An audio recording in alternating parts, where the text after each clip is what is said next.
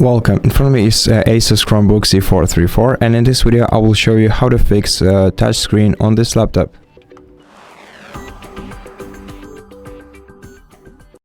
In case your touchscreen isn't working and you cannot use it, then what you have to do is use the combination of three keys: Shift, Search and T.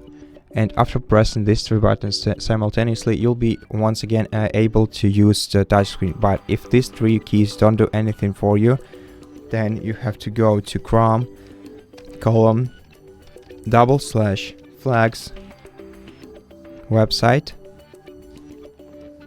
So search for it, then enter it, and then search for debugging keyboard shortcuts feature. Make sure that it's enabled. Once you switch this option to enabled, you have to click restart option right here to apply settings and wait until your device is restarted,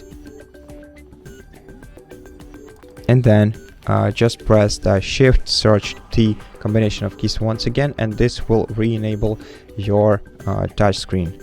And that's how you fix your touchscreen on this laptop. So thank you so much for watching this video. If you liked it, consider subscribing to our channel, leave us a like and a comment below, and I'll see you in the next one.